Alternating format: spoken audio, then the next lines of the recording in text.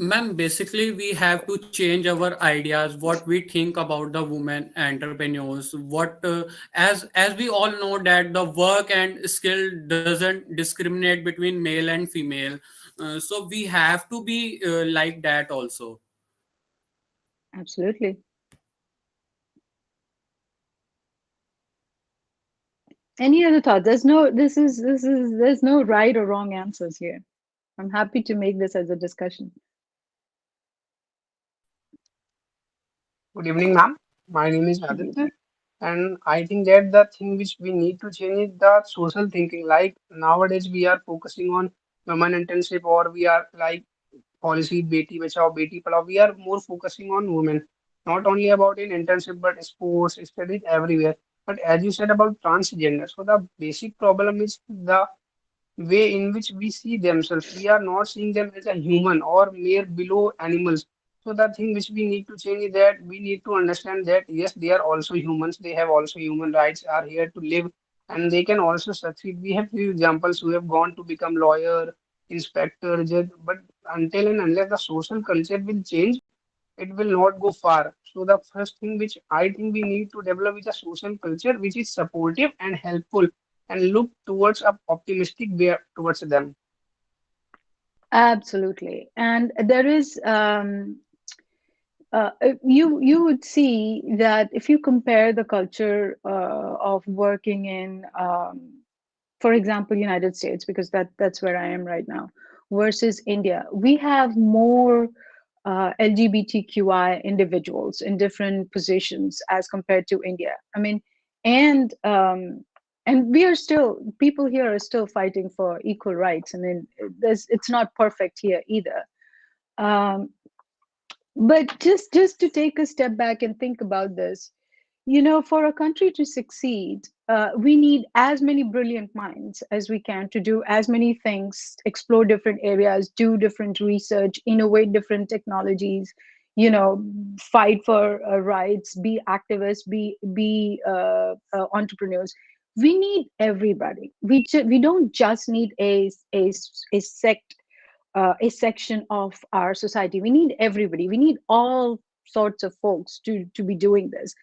So when our policies are created in a way that do not encourage the whole spectrum of our society to become what they desire to become, the country loses its majority of its strength. The country loses its capacity, even between men and women. If, let's say, we are 50-50, right, which we are not, we are like multiple different shades of gender in the spectrum.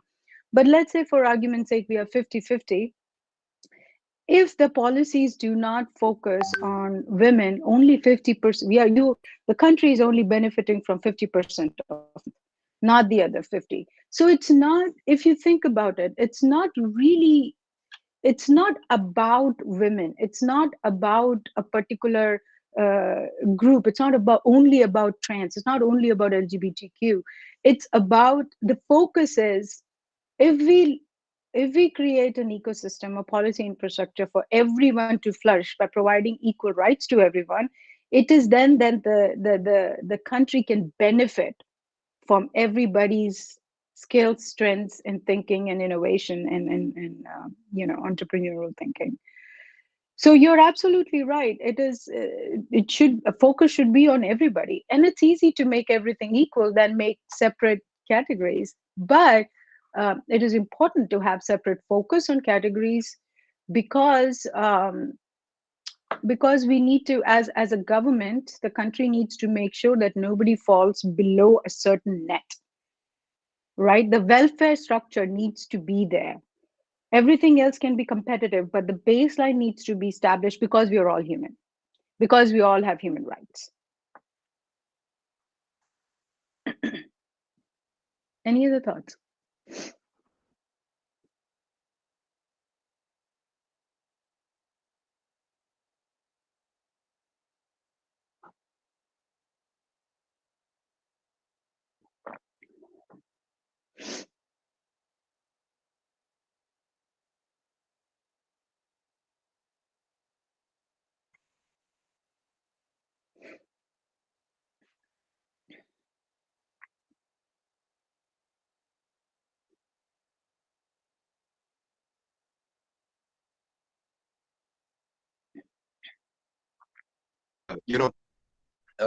manage accordingly and get interact with the ideas and explore the ideas and explore the sort of availabilities that were there at that time when all these startup and business ideas came into light.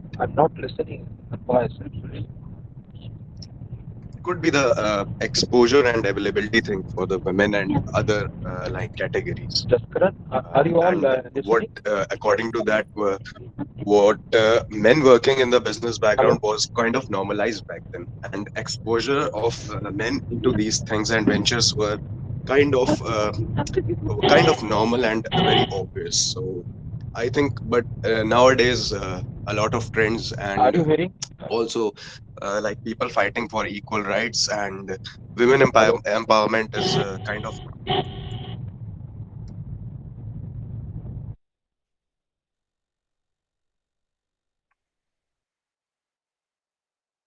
Yeah, I mean, absolutely. I mean, there have been two parts to it. It was, as you mentioned, Shashank. One part of it was that men did get more opportunities because the male child, and we all know this. I mean, I come from Uttar Pradesh, so I have seen this growing up around me. Luckily, I wasn't.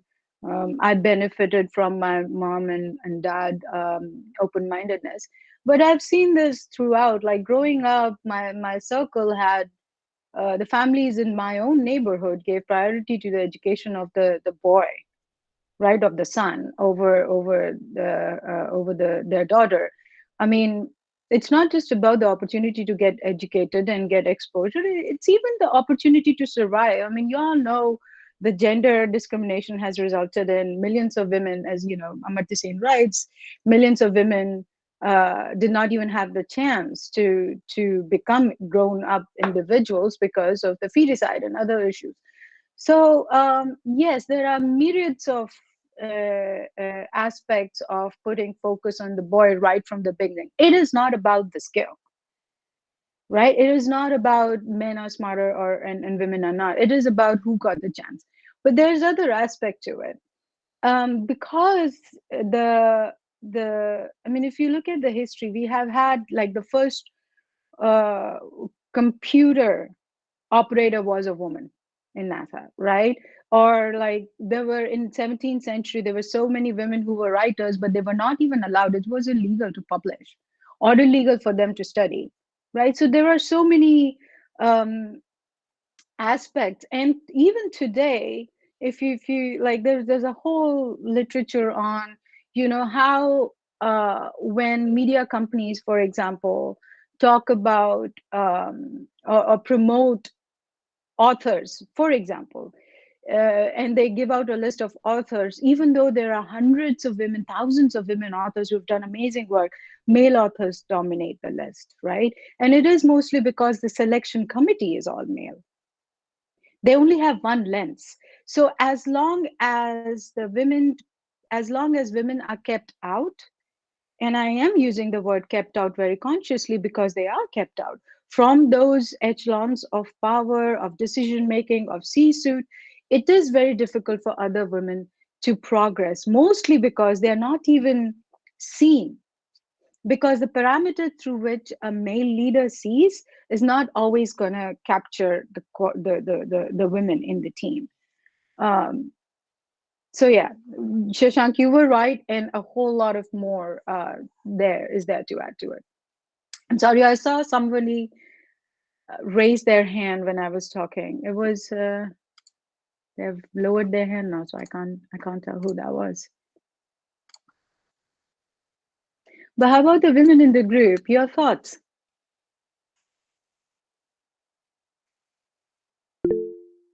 Yeah, hi, Pallavi. This was Professor Rashika from MBA department.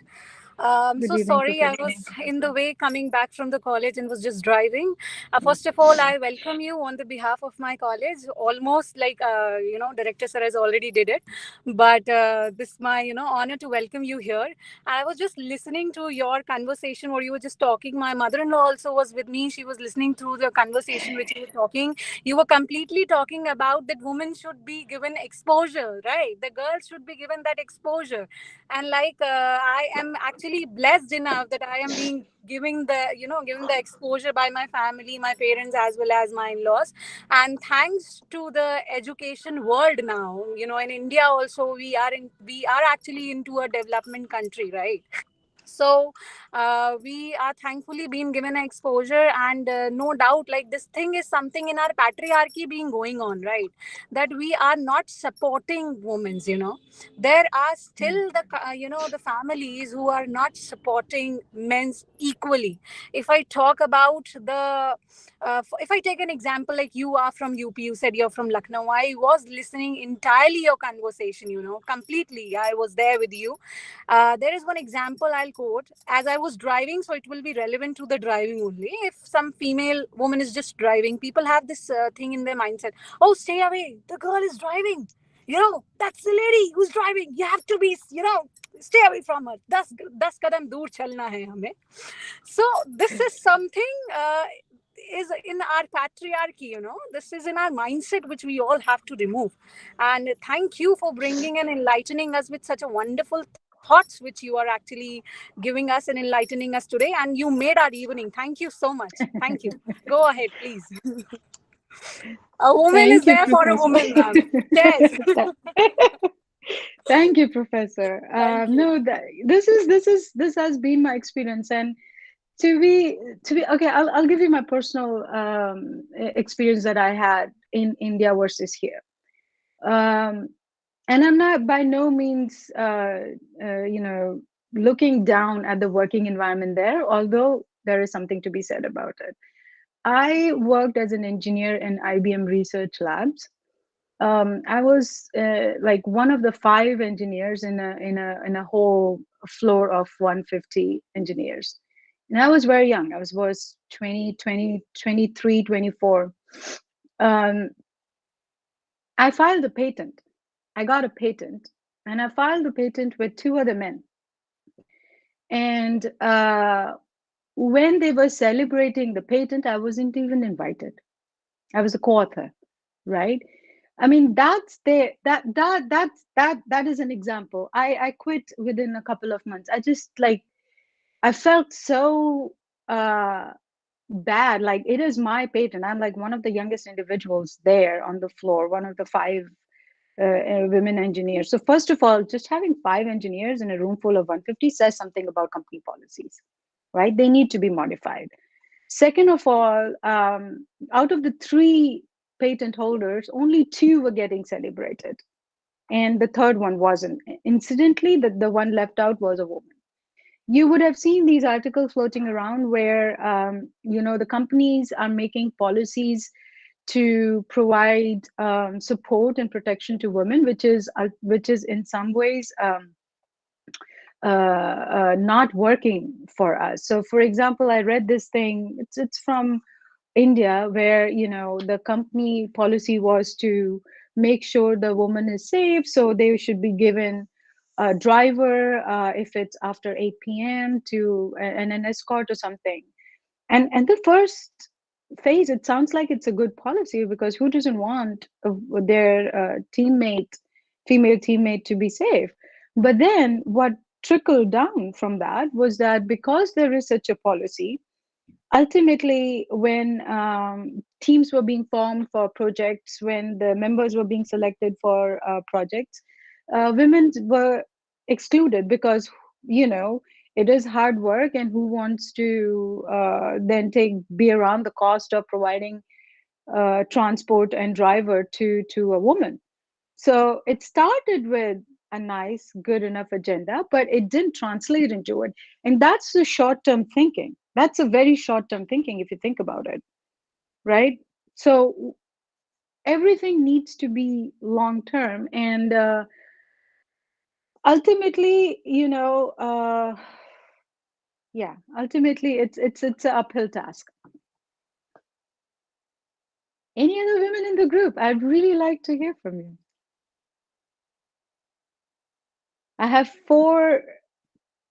a couple of women on my screen: Praditi, Pooja.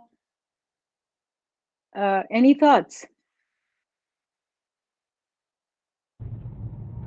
Please share. As Pallavi is Uh, asking, please share. Anjali, I see your hands up, and then Akash. Go for it, Anjali. Please interact without hesitation, please. Yeah, I am. Yeah, I'm just like you. By luck, I made it. I'm happy to share any experience. Dear students, you have a good opportunity to have interaction like a person who has had some indelible marks to the society in India as well as in USA as well. So you have an ample opportunity to get like this situation, really. Please go ahead.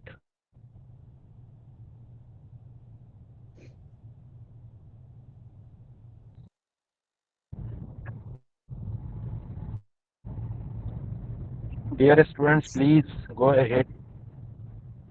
Sejal, you wanna go next? Yeah, no, let's go ahead, Pallavi. No problem at all.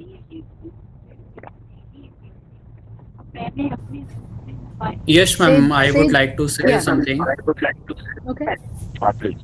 Ma'am, actually, basically, we have to change our thoughts. We have to basically change our mindset.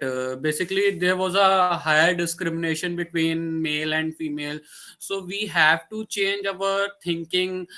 As every human have a same mind, has a same mind, same thinking skills, and um, that's all the possibility a woman can do, a man can also do, and man can do, a woman can also do. So we have to change our thoughts, we have to change our skill set.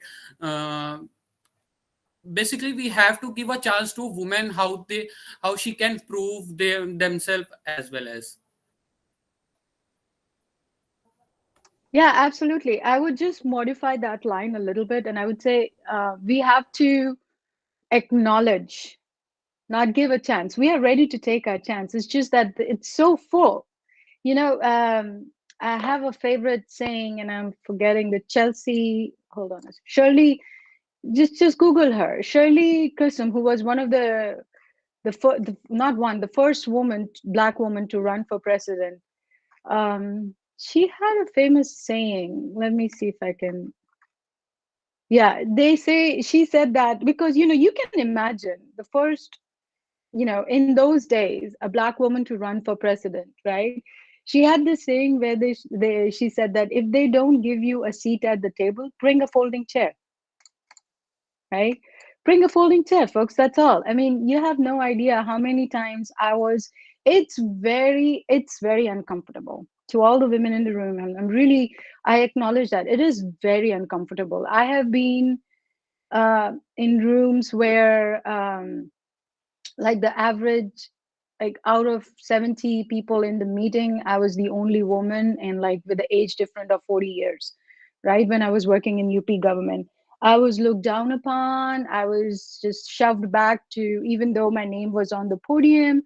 I have been in situations where, because we had this press conference with the chief minister at that time, and the stage, on the stage there were multiple seats, and on one of the names on the table was mine, but nobody even expected this person to be me. And so when I was walking towards my seat, the security shoved me back, piche baithiye, right? Constantly. Or when I would go into meetings, the committee meetings with principal secretaries and all, everybody was just like, they would assume that I was there to take notes. That was the assumption.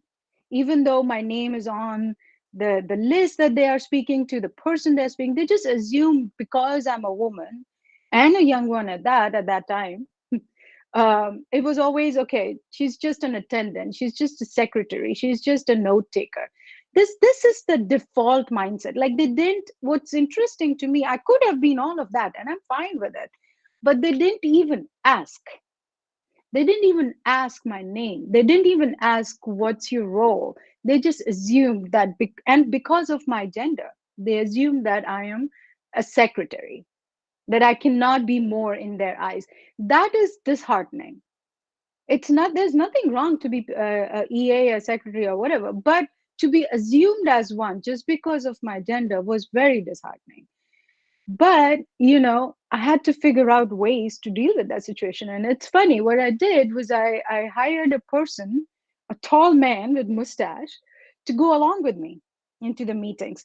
And before even the principal secretary or the minister who I was meeting would say anything to me, this guy, this whole the job of this guy was to introduce me to everybody. Madam Pallavi Gupta, she's the CEO, just so that we can establish that, right? So there are two things the reason why I'm sharing, and it worked. It worked everywhere. I didn't have to face the humiliation. I saved those individuals from humiliating themselves, because it's very embarrassing when you consider someone a secretary and is actually the director of the organization you are actually there to meet and have that discussion as equal partners. It saved them the embarrassment. It saved me from that prejudice, and it worked. So there are two things here. One is that, from my perspective, um, it's a burden I had to bear. Like, if there was a man in my situation, there wouldn't be any prejudice against him. He wouldn't have to think 20 different things of how to walk in the room to make sure that he's looked at as the person, and the level he's at. um, he didn't have to bear all that burden. I had to. But I figured out a way. I can't change the whole society, but I can change I can tweak things. Unfortunately, it shouldn't be like that. It's an additional burden on women to have to be in a position to prove themselves for every small thing. I can walk outside alone. I can make my own decision. I can travel. Like, it's like we have to prove ourselves and our capacity at everything, right? It's tiring, but there are ways we can tweak things to our advantage, to not advantage over somebody, but just to get an environment where we can actually speak and be seen. So bring your own folding chair. You can do it. You have been doing it. If you are here, you obviously have been bringing your folding chair.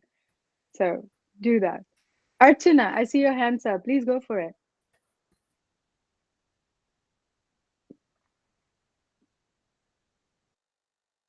Yes, please go ahead. Archana Gupta, you're on mute.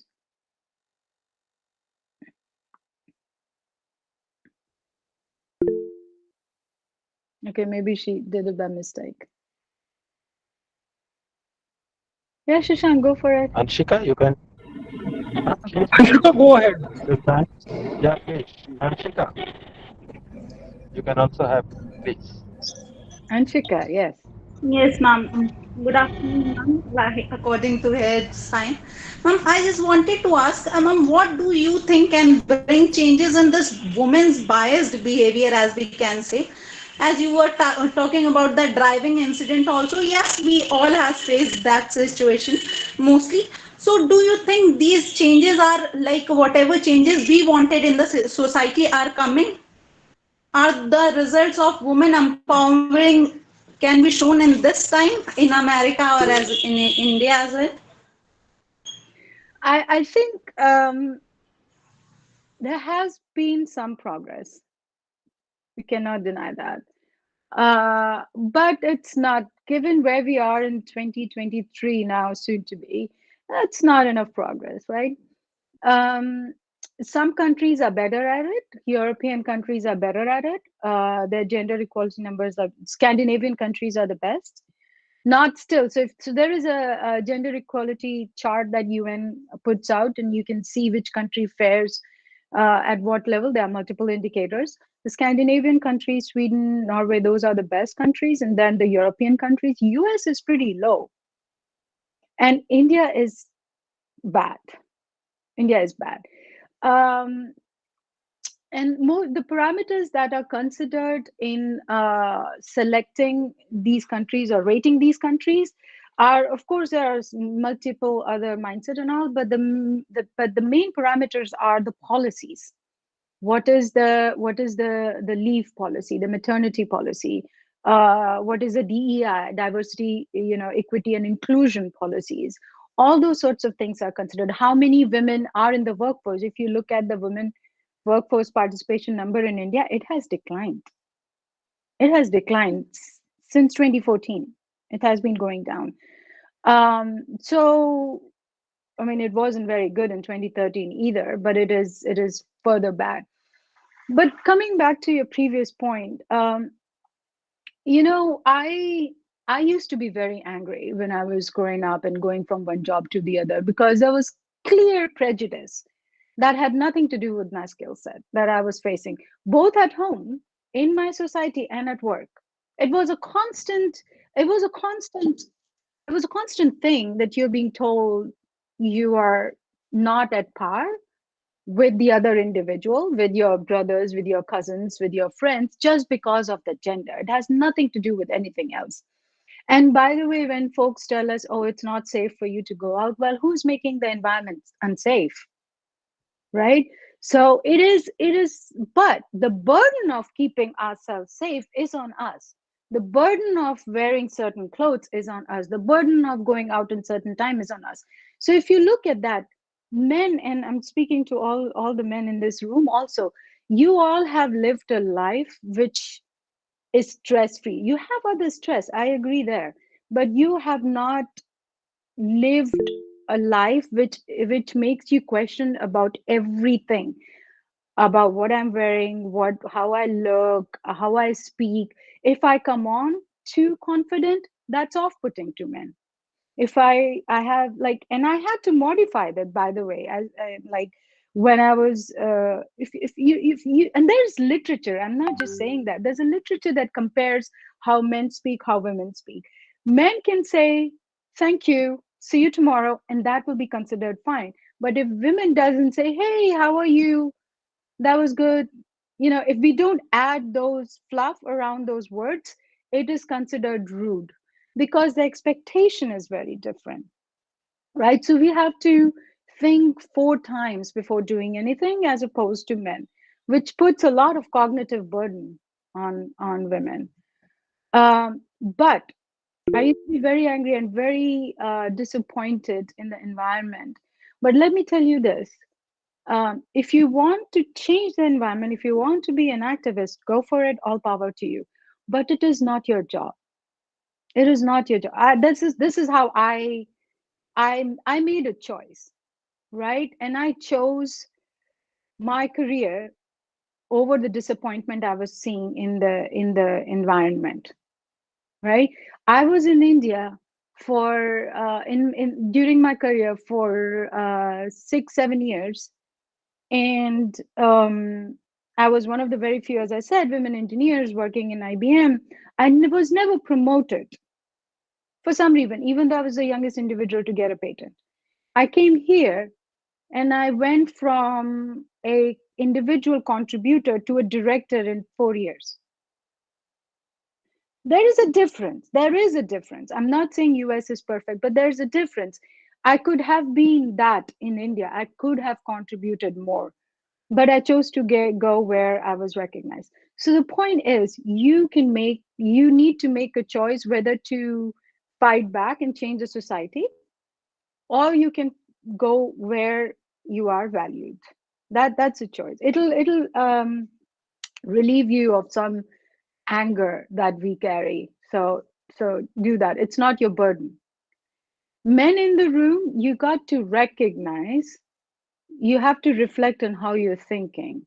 Whenever you're thinking about something about man or woman, you have to catch yourself. Why is it that I am thinking that this person can do something or this person can't? Is it because of the gender, or is it because of the skills? If it's for skills, fair enough. But if it's gender, catch yourself, right? And take a step back and rethink your move next.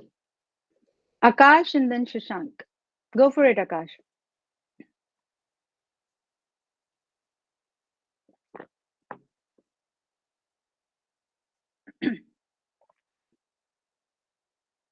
All right, let's go to Shashank. Ma'am, we were talking about how men got more exposure and how the restrictions have been put in women's ways through all these years. I think that maybe it could be the mindset, the reason for the narrow mindset of the people could be the upbringing and the environment that they have been into when they were like growing up and developing a concrete mindset. Because if you talk about a mindset of a person, then I think it can be molded up to a certain age, but after that they develop a solid, concrete, and non-changeable, we can say, the mindset that cannot be changed after a certain age. So I think that maybe the mindset that we are talking about is it could be the reason of where the person has been and what to up to the like what conditions and situation have been exposed to the particular to the individual. So that develops the mindset. And India still being a developing country, I think that we are still years and miles behind those developed countries who have a better like interpersonal dynamics. If we talk about office culture, if we talk about education culture or whatever, I think that the development of a country it starts with the development of its people, and naturally, I think that education is a lot. I think that education can be treated as a tool to treat this discrimination that we are having among men and women, that how like discrimination plays into its role in like differentiating both of us, creating more misunderstandings. Like there are some natural and biological, I think, advantages to both of the creatures that are like men and women. Also the other, like it is considered then that it is very obvious that men have more strength. So we were talking about the driving stereotype.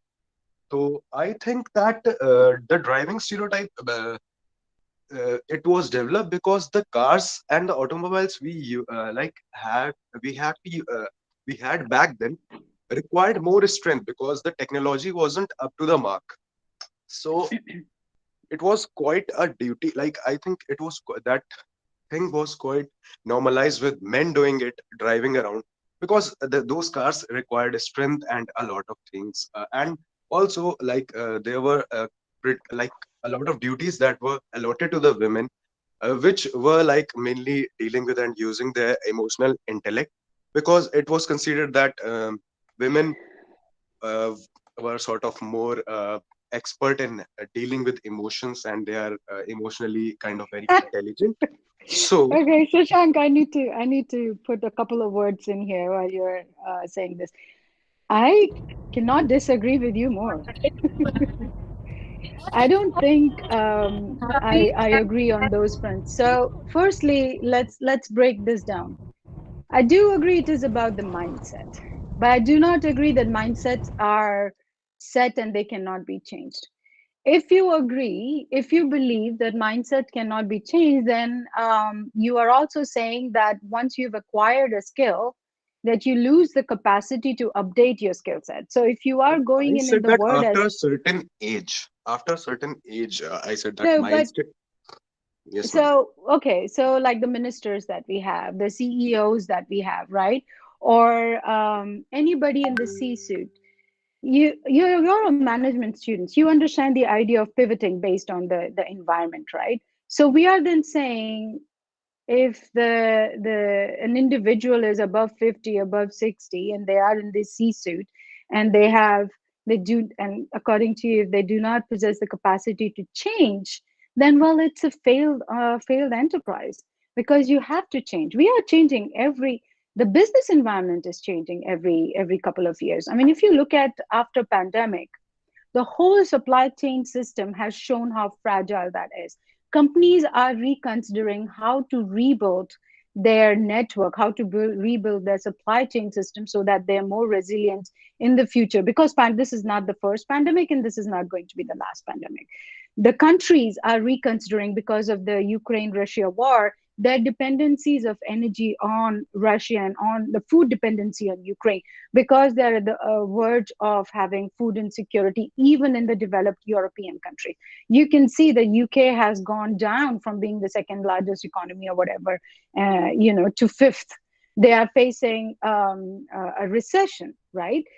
And the leadership there, the companies there, they are all having to change their mindset to adapt and pivot based on the environment.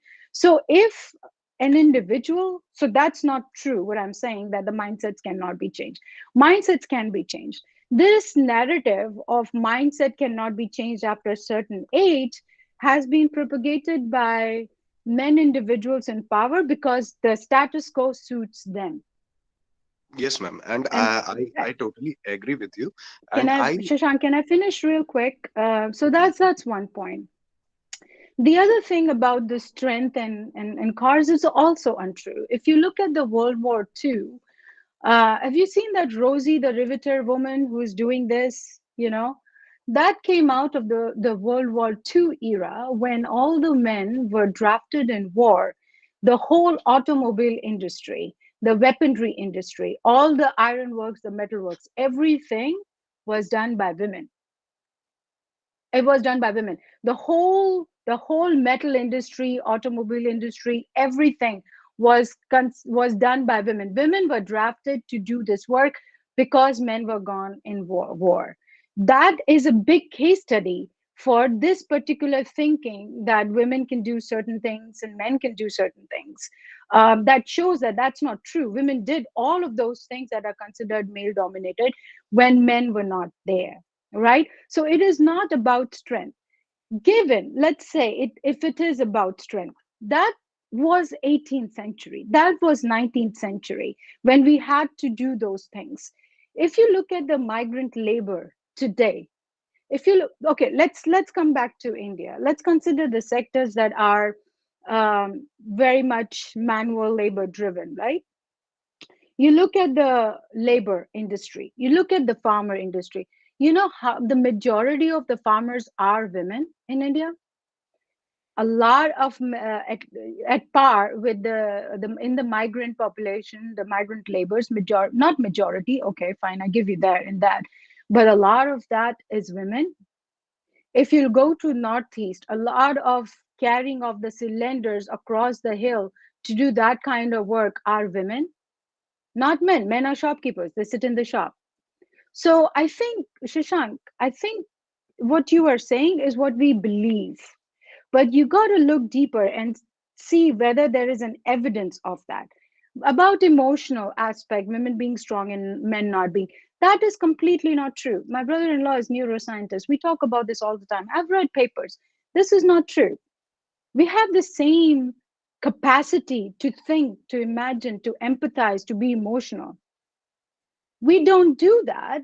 Men have this narrative that women do that better and men don't, because it suits us, it suits them. So I will humbly request you to consider data before believing in these things that are being told to you. You may not believe in that, but you're being told certain things. Okay, let's move on. Let's give someone else to share their thoughts as well. Divya, you have your hands up, go for it. Good afternoon, ma'am. Ma'am, it is observed number of times that lack of an entrepreneurial environment is sort of one of the most challenging issue for the woman entrepreneur in India. So I just want to know that how women or even every entrepreneur can overcome with such type of issues and challenges. Yeah, so I would say I can share from my experience. It is difficult. The couple of things that benefited me, I had a mentor. So one thing that benefits me today, and this is for everybody, men, women, others, all alike. Find somebody, find a mentor. I would say this is the one thing that helped me in my career and in my life is being able, having a group of people who I can go to for advice. And usually it's said that find a mentor. I would say find multiple. One person cannot provide you the support in every area that you need. So I had a mentor when I started this company. Um, I actually did not want to start a company. This NGO that Professor Alam was talking about. I was in London. I was a consultant working there. I had written a paper that um, one of the journalists in India, very very renowned journalist from Frontline magazine, he read, and he said we need this idea. and he was in connection with Akhilesh Yadav, so they talked about it, and then I was asked to come and make a presentation. He became my mentor, so it was by chance that I connected with him. Um, but then in my path, I met with women journalists, other men ministers, PS. So, and I think in hindsight, which I did not recognize then, I got a lot of support, different kinds of support from different individuals.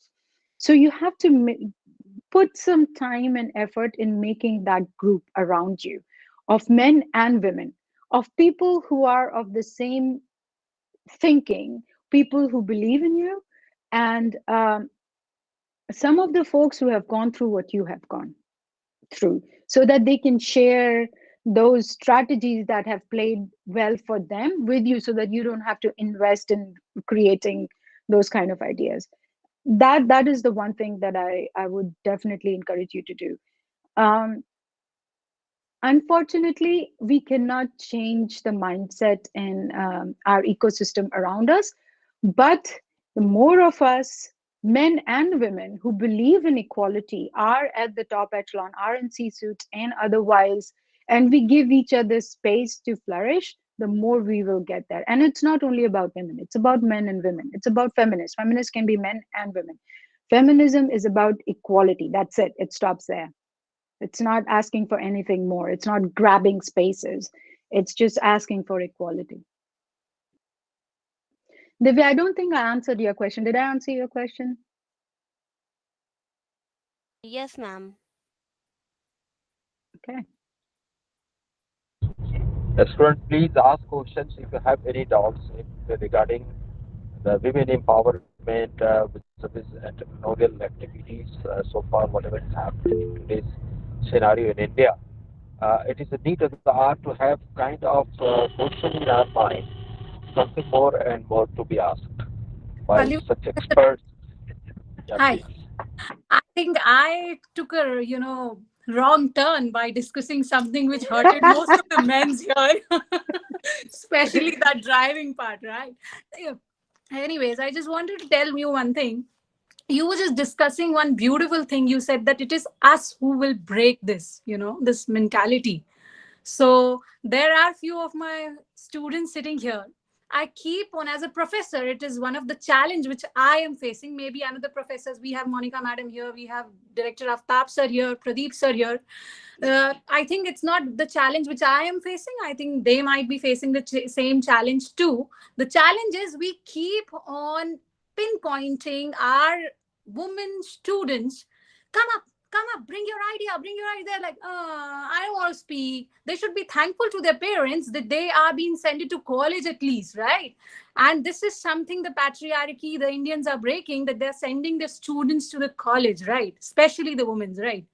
Give them some tips to come out from their nutshell, because it's extremely very difficult for us to bring them out from their shells. And another thing, what I do is I just call them, because I have no options left. Just calling. The only option with me is left is calling them, and that too, it's not working nowadays. So please, you help us. As professors, we are facing this challenge, because we want, as a woman, I would definitely want a woman. A woman should support a woman, right? So I would like you to give us a tip that how can we bring out our women students out from the netshells. you know Yeah, sure. I can share how I did it. yeah. So again, I think it goes into the upbringing as well. So and I give kudos to my parents. I will forever be in debt about that particular thing, at least.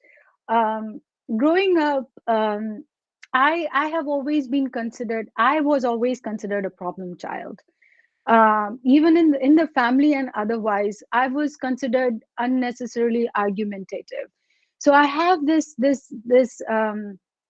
I was fortunate to be in an environment where we all liked to debate. We all liked to discuss without getting personal, without getting offended. It was all about, okay, if you're saying this, what's your basis? Why are you saying this and stuff? And I think the moment we recognize that it is not about whether what we are saying is right or wrong, it is about sharing what we are thinking, um, and stop at that. That gives me courage to speak my mind, to put my, because I am also very nervous when I'm in meetings where, the president of the university is there, or evprp, research dean, and all that stuff. Currently I am very nervous to say what I'm thinking. But across multiple occasions I have recognized that in my mind, when I'm thinking of a point to be made in the meeting, I'm also thinking, oh, but this is obvious, they should all know this, there must be a reason why they're not talking about it. And the moment I say it, they were like, oh yeah. So obviously, there has been, you will not believe, Professor Shukla, so many times in my mind, I have thought, oh, but this is obvious. They must definitely know it. And I'm like, oh, what the heck? Let me just say it. And when I say it, they're like, oh, yeah, that's right. It makes me think it's just sometimes just people are not thinking about it. And that is the value add of having different kind of individuals in the group, coming from different background, coming from different experience, different gender, all that stuff. It's because when those kind of perspectives are brought into the discussion, then we have a strategy that could work. If we are only going into a room or talking to people who are just sounding our own thoughts and basically saying the same things, there is no value add that we are bringing, right? We are bringing value add because of something that we are saying, which is either not obvious or have not been thought of. So that's one thing I keep repeating to myself. Second thing I do when I'm in situations when I'm nervous and anxious about saying something is like, what could go wrong? They will say, oh yeah, we have thought of it. Okay, fine, let's move on. But if not, if we don't take risk, we won't achieve anything, right?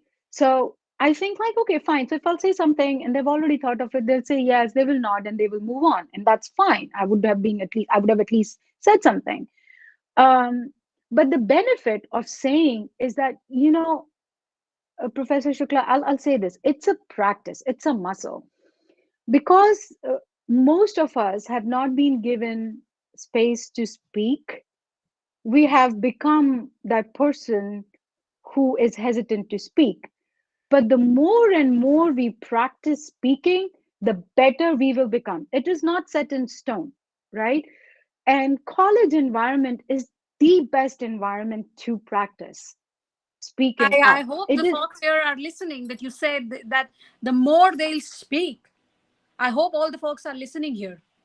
You said a Right. wonderful line, madam. Thank you. Go ahead, please. No, of course. You have to just practice it. And I would encourage you to practice it right now because stakes are low. It is the lowest stakes that you will ever face in any environment you are in. College is all about ideas. It's all about discussion. It's all about debate. It's all about thinking over, like building on top of each other's ideas. So just practice, even if you don't have much to say, just practice speaking out. At least you will be practicing speaking out. If you don't do that now, you will not have this opportunity again. You have to practice. And for men, for individuals who have said a couple of times, because I speak a lot, so I have to practice the other side too now. I practiced a lot, I've overdone it. So now what I do is in the room where I have been speaking, I have on my desk this note because I'm in a lot of meetings. My whole job is all about meetings. I have this note, I don't know if you can see, but it says pause and listen. For me now, it's the opposite. I've reached a stage where I need to give others a chance. I by mistake becomes the dominant, I've become the dominating voice, and because I'm the director, my team give deference. So I need to now step back. And what I do is I consciously remind myself, okay, I have been speaking for some time. I need to pause and give others a chance. So people who speak a lot in the room, men and women, you need to take a pause. You need to be supportive and patient for other individuals who are not as adept at speaking their thoughts, um, to have them that space that you have been occupying. So it's for all of us. I hope that helps. That has been my experience. Again, repeat to you. Repeat in your mind. Bring a folding chair. I hope the Fox have listened very well and they will be speaking from tomorrow onwards in the class, from the coming new years. And, Good so luck. let's see. I'm happy that you spoke about it at least. Of Thanks. course. Thanks for asking that question. Thank you.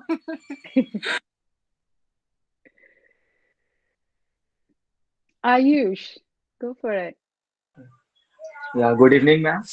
Actually, I want to ask earlier someone is talking about that India is a developing country. So definitely India is a developing country and the country will be developed by when their people will develop.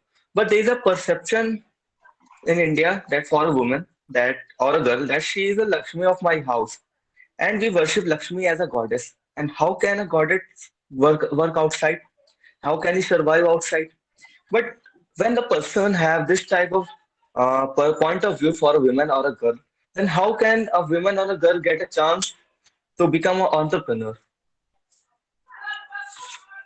That's a This is becoming fantastic point, interesting. Ayush. Huh? This is becoming interesting. I am This enjoying. is a this is a fantastic Thank you, point. ma'am. Thank you so much, So, ma'am. so I definitely agree with every word there.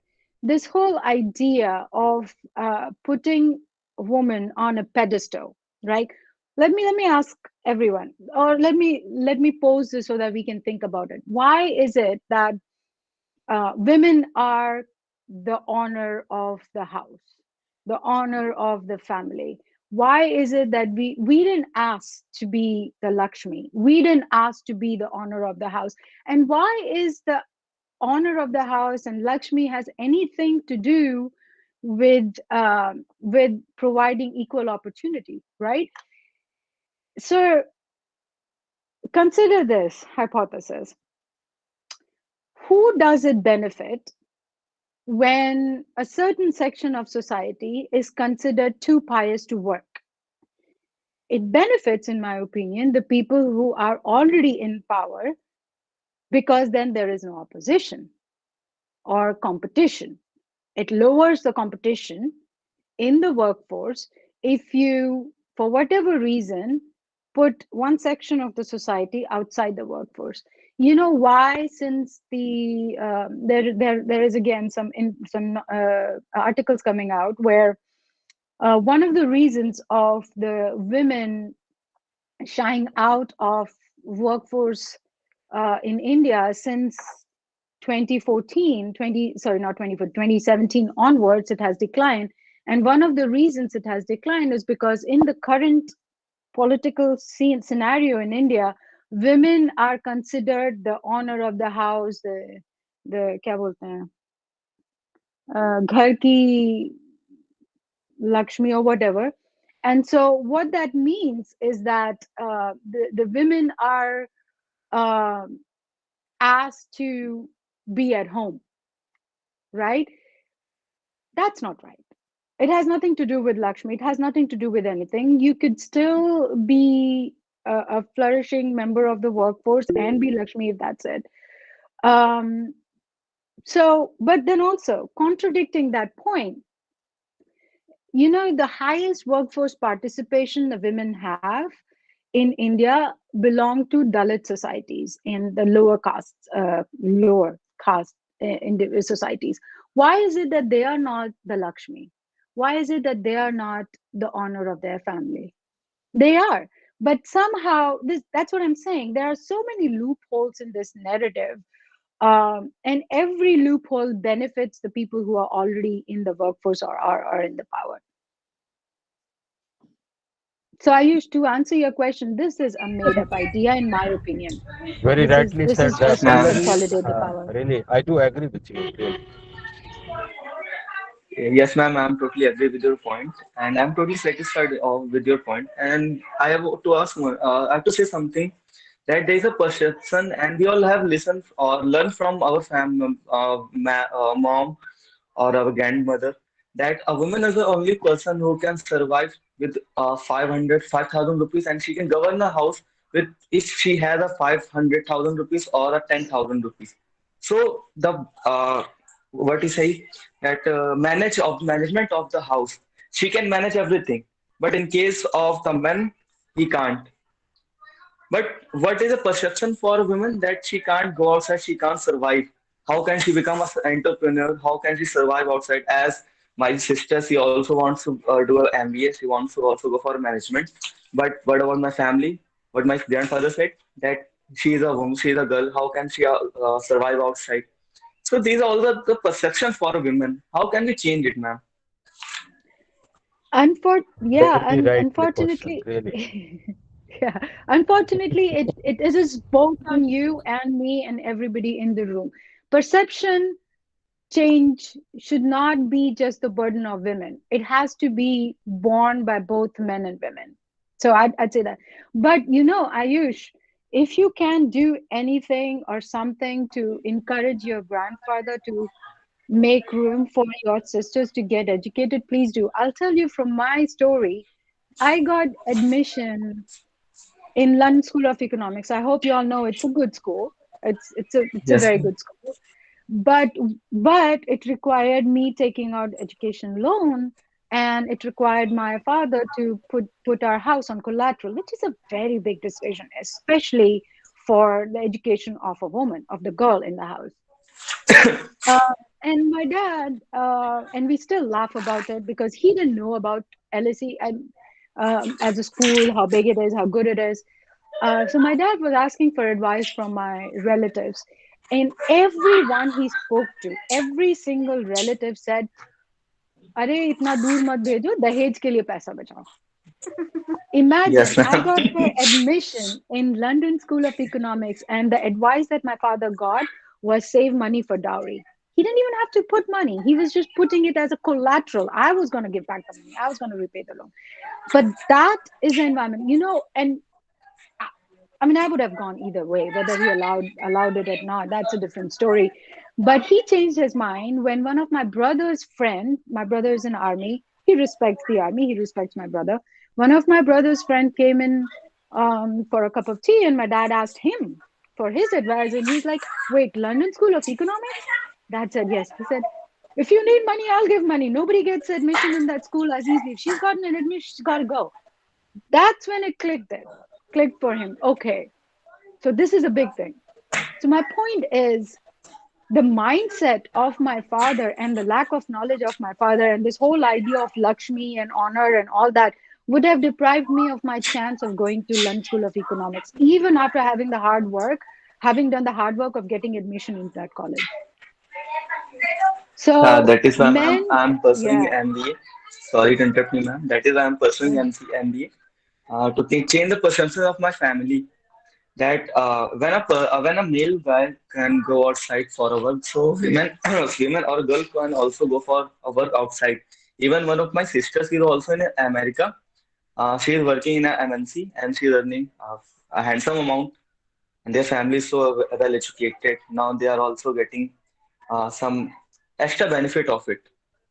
So yeah, by all scenarios, we are by all considering this. I am also supporting my sister that you can go if you want to go outside, then you can, and I will support you. If I am supporting, then definitely after some time my family will also support.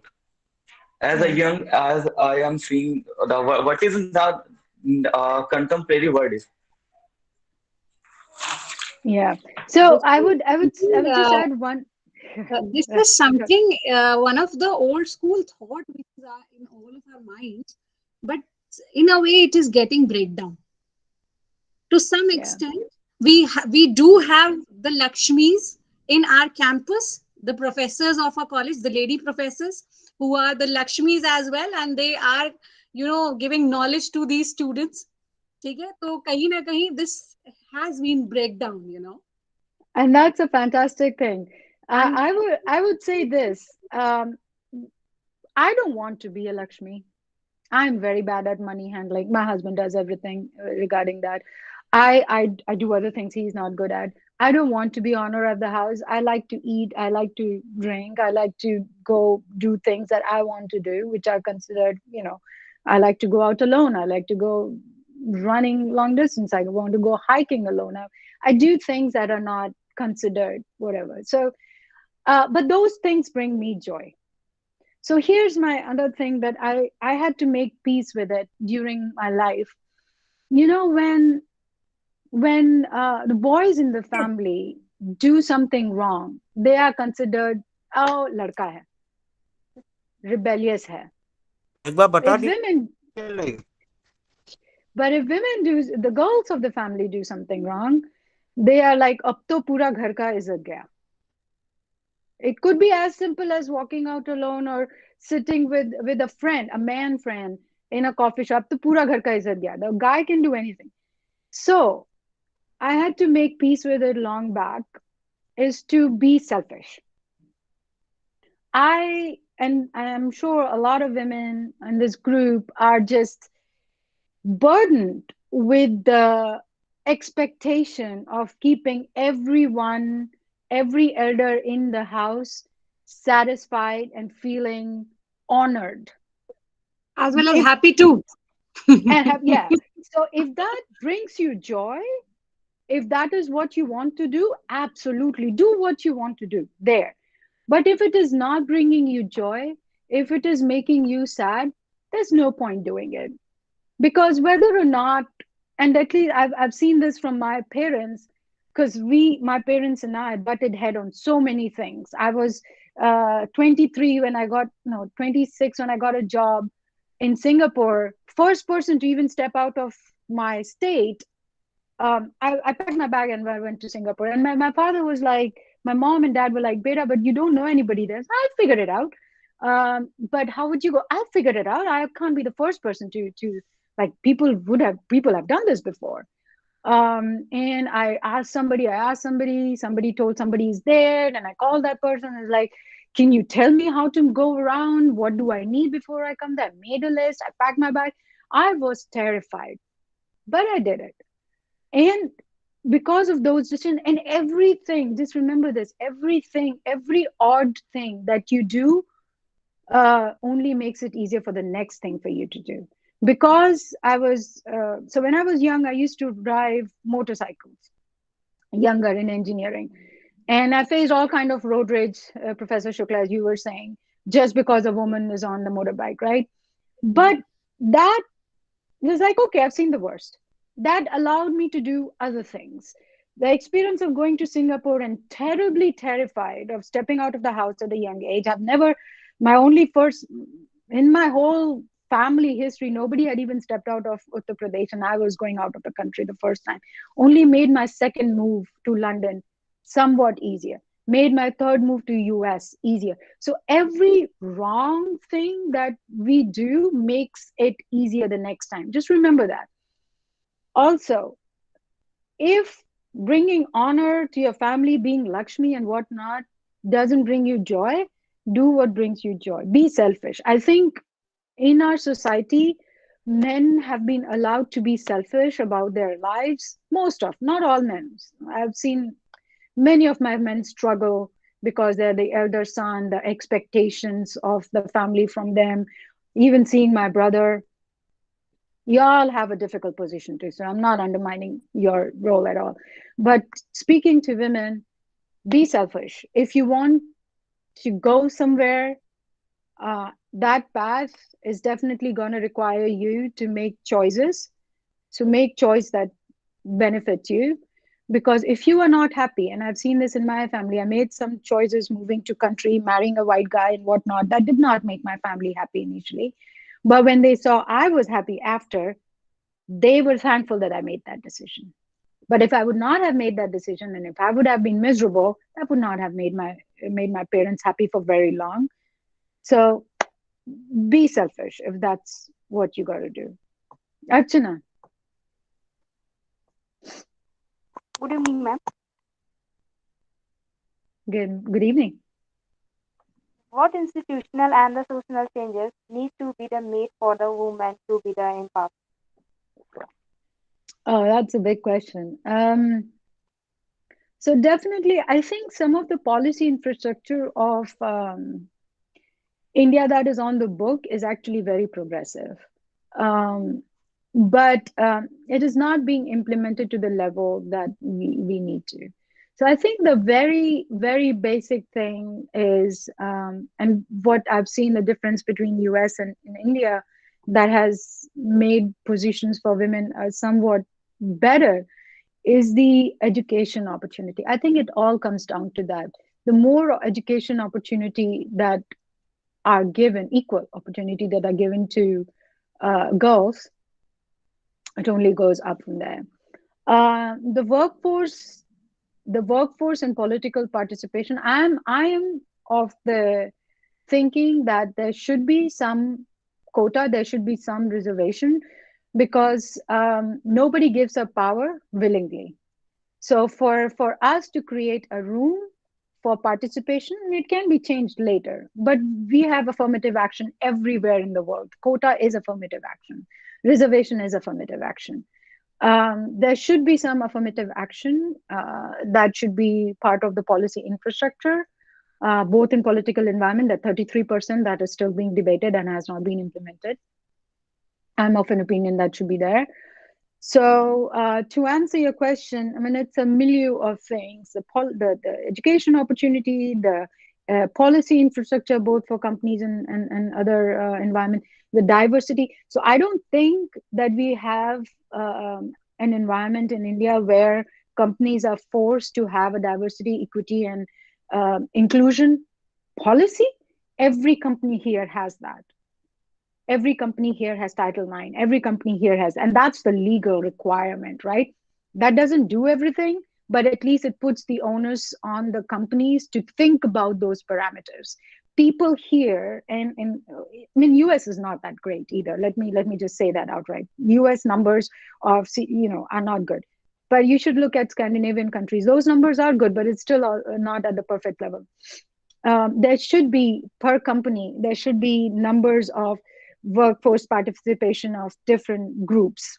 Who are you bringing to the table? Who is part of your work group? If there is a is skewing towards more men, well, there's something wrong. You are losing out on the capacity and thinking of other groups. So mindset wise, people need to change their mindset. Education opportunities need to be there. Companies need to be asked to do certain DEI policies, Title IX policies. The country need to have policy infrastructure that provides space for women to be part of the workforce.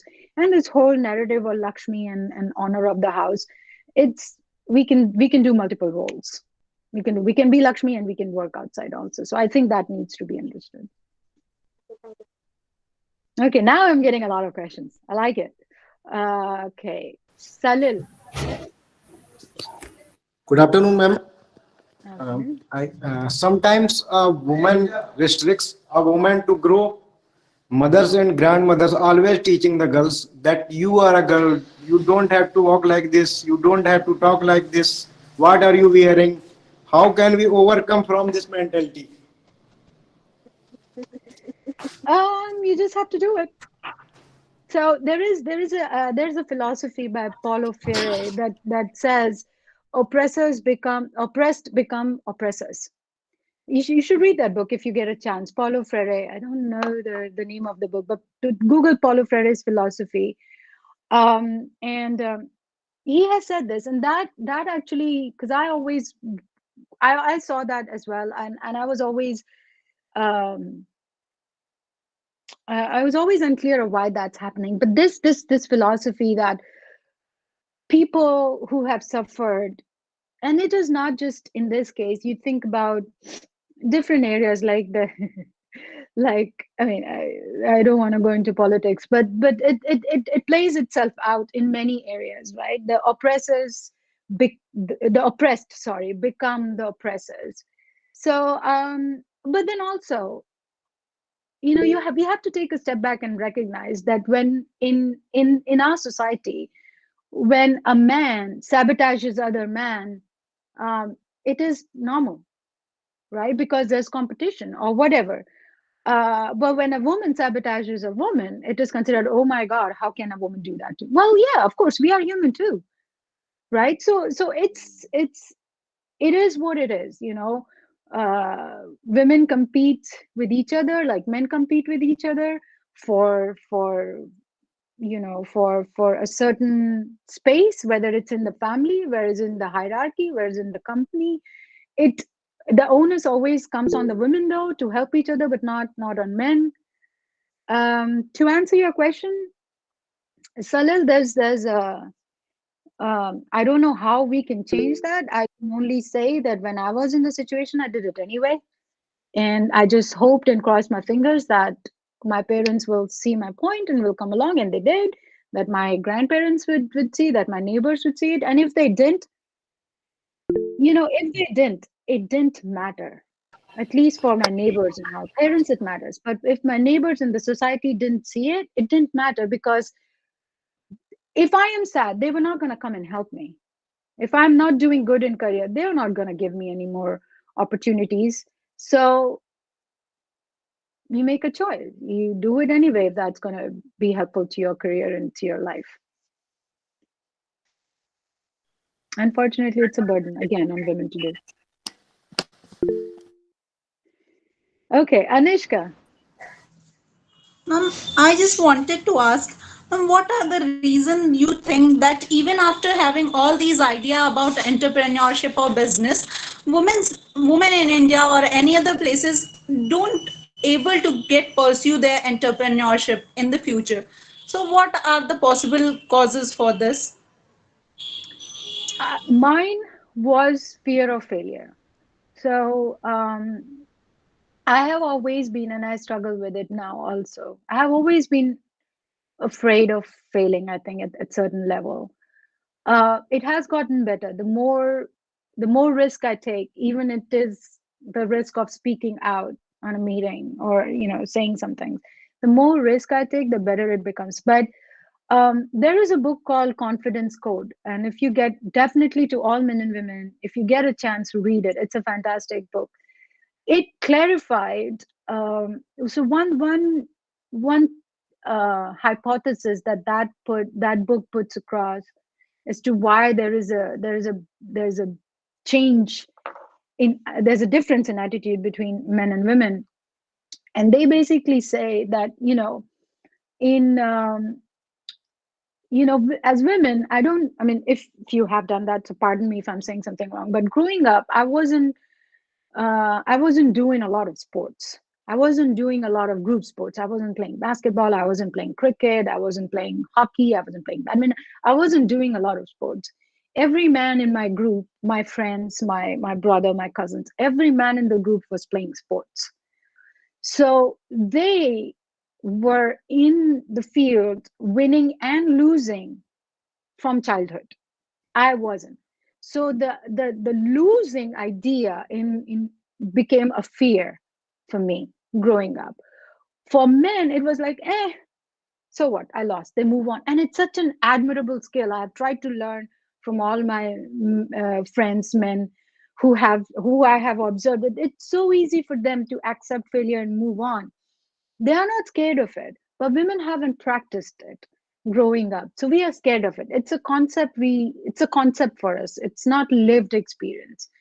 And it's sad. I feel like we should all have our children practice sports from early childhood. I think it brings in the kind of skill set that we don't, and it affects both sides. Men see women being comrades, being partners, being friends, being everything to them as women see to men, and that ideology of men and women being separate also breaks down. So I think that's a big reason uh, why we don't do these things. But in general also, like there was a study that was published a couple of years ago where when we were going through pandemic and a lot of companies were losing money, and there's basically, I'm forgetting the study, but I think it was a Harvard Business Review or something. It basically did analysis of what companies went under and what even the investment organization, the ones that they did good, the ones that survived and did good had one common thing. It was women who were holding the head fund. It's not to say that men didn't do good job, but because of something, women are also, a lot of women are not risk takers. It's either because of the failure or not, but that does come through in certain situations. It makes the company more stable. It makes the company uh, flourish in difficult times. So there are good and bads, I think, to this. Be who you are. But all that to say, though, this is the least risky environment you will ever be right now in school. And after you graduate for at least 5 years, I think this is the time to experiment. This is the time to take risk and break your own personal boundaries that we have put on ourselves for both men and women.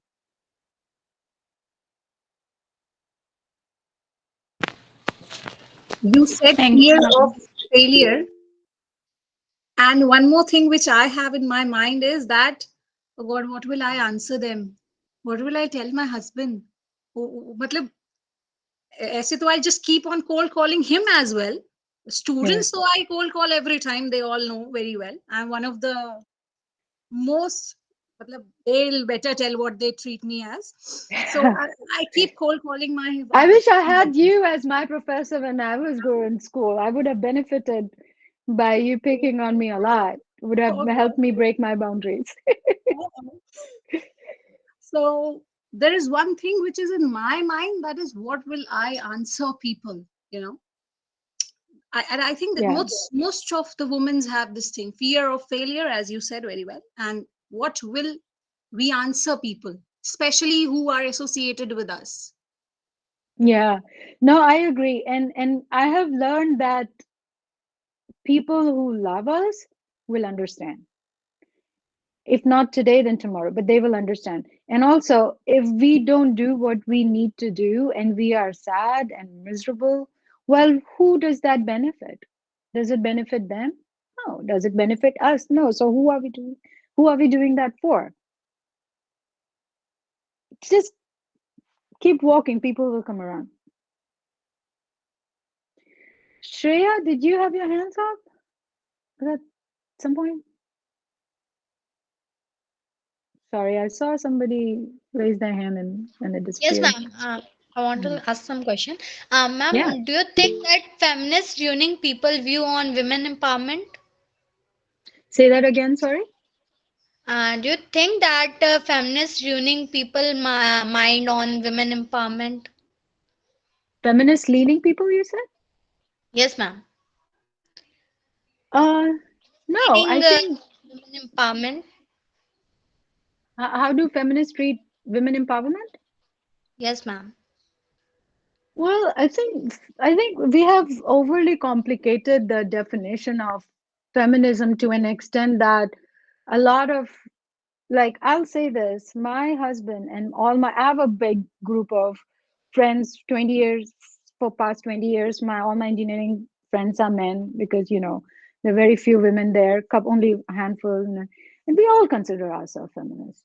The idea, I think, which is misinterpreted, at least from my perspective, is that feminism feminism is not about women being better than men. I don't think we are. So we are not even treated equally. Forget about being treated special. That's not even a question we are thinking. I don't know why people think that that's what women want. Women just want to be considered equal. The whole idea of feminism is feminists are a group of people who believe in equality between men and women. Feminist can be anybody. Feminist is not just women. Feminists are equally men and others. So anybody who believes in equality would believe in empowerment and would believe in women empowerment because we are not at par right now. The decade we are at par, I think the women empowerment is it's a silly term.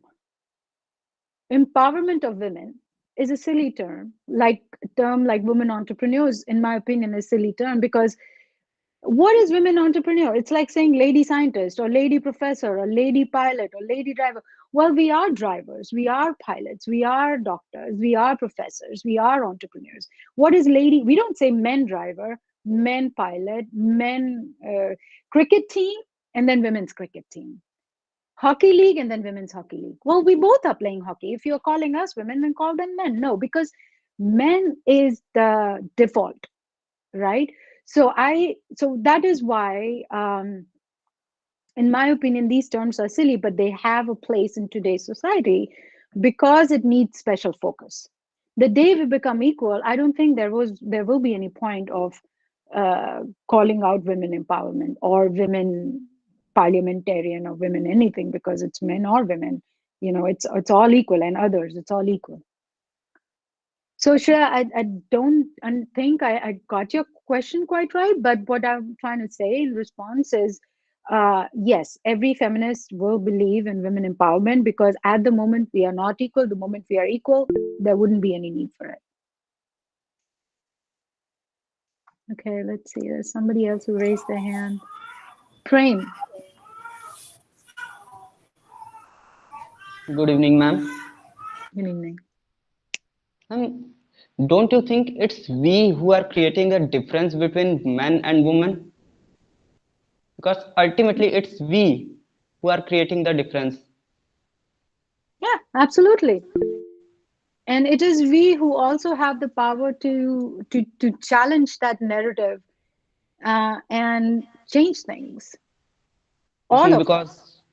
Yeah. Yes, ma'am, because one of my colleague is saying it's a matter of power or strength that discriminates men and women. So as Ayush quoted a line, I will also want to quote a line that women are not only Lakshmi, they are also worshipped as a goddess of strength and power, which is termed in Hindi as Devi Shakti, Adi Shakti, which means the Devi of power and strength. So, in my point of view, a woman can do much more better than a man. He has a lot of talent, he has a lot of strength. She has a lot of strength to do much better from a man. She is a multitasker. She can multitask. She can do much more studies. She is much better. As we have a CR Anshika Pandey who is asked so many questions from you. So I also listen to her. And sometimes most of us follow her guidelines. So I don't think that there is a difference between man and woman. And I think, in my point of view, it's ultimately we who are creating the difference, who are discriminating. जैसे हमारी दादी या mummy होती है, यार वो बेटी है, उसको क्या कहते हैं, वहां नहीं जाना चाहिए, ऐसा कोई बात नहीं है. Right. बिल्कुल सही. नहीं, I agree. I think it is we who is doing that. And let me be very honest. It is the narrative that older generations have given to us. And it is a narrative that we've been told right from childhood that it exists and it's right. It is not right. And I don't think we are better at anything. I mean, some women are better at some men, and like some men are better at some things than some women. I think we are just equally capable at everything, and we are not special. Men are not special. Women are not special.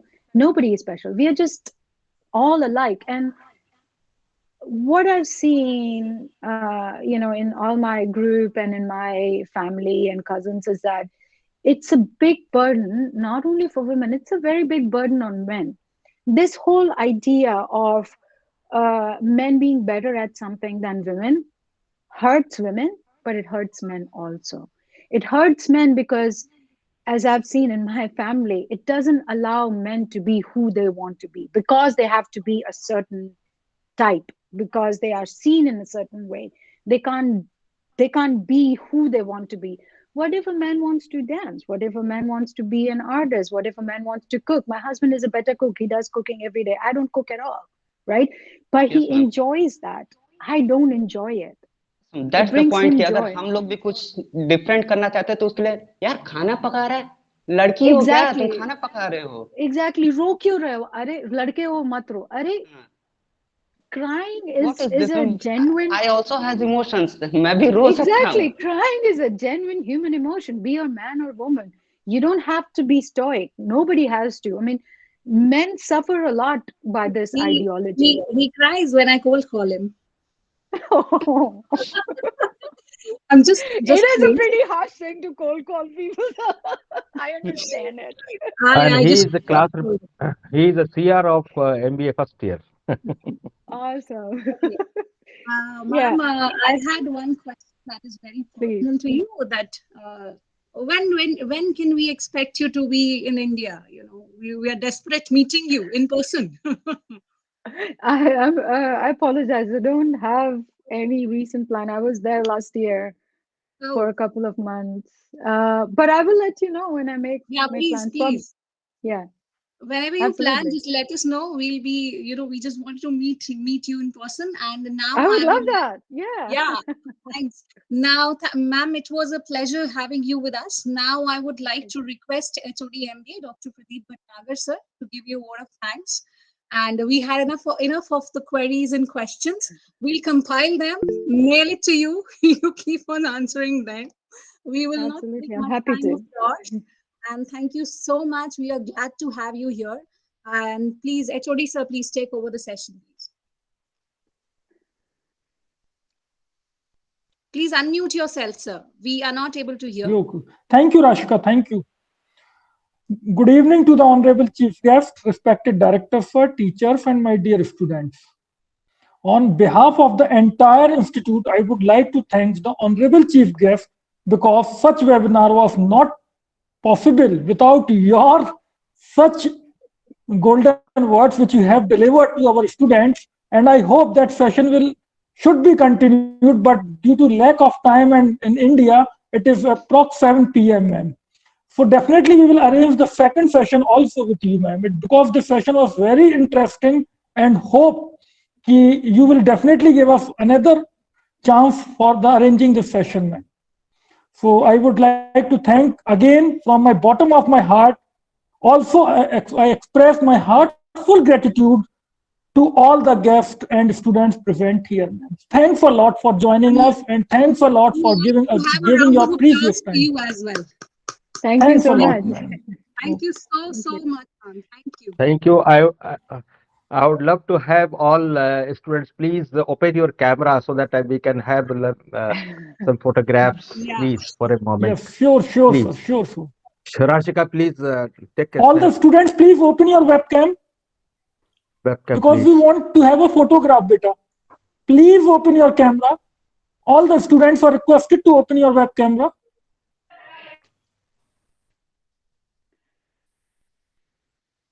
Please.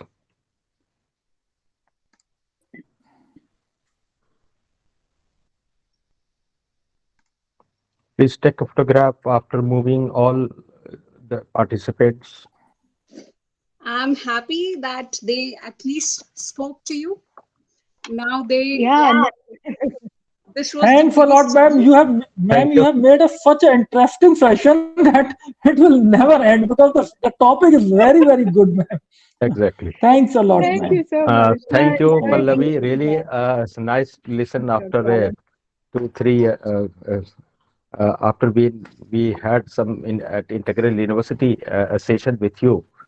That time really it was amazing Sir, session really. so we will wait. That session should be in a physical mode also in Access Exactly. Institute, sir. We would Yeah, love please to do hear let us you know in whenever our you are in campus. India. We Please. are I will. waiting for you when you land up in India. Really, we are welcoming you. Thank you from my on behalf of my management, my chairman, my director, my all worthy colleagues whosoever has attended this conference and webinar. Really, I am very happy. Thank you very much, Pallavi. Thank you. Thank Absolutely. you so Thank you, much. Ma'am, Pallavi. Absolutely. ma'am, I have a one Absolutely. question. Please give me answer. Go for it. Yes. Please, Oh please, my please. God. This should be the last. No, No, I but am so happy that I got, no, Dr. Alam, I have to appreciate, I thank you so much for giving me this Thank, opportunity. thank you. I Thank you. relish talking to students because I have received a lot of wisdom in my days from a lot of people who I spoke to, who I caught up with over coffee or in the corridor or stuff that has helped me reach here. So I really appreciate any opportunity to share my experience if it can help in thinking through challenges. But Archana, you got the last word. Go for it. Yeah, Why last do result. why do people consider girls as a burden? It is sad, but they are not right. The, That is uh, a Oh, ma'am. Archana, that's your dilemma. Archana, I would like to answer your question that this is totally a dilemma nowadays. No, You ma'am. all are efforts for your homes.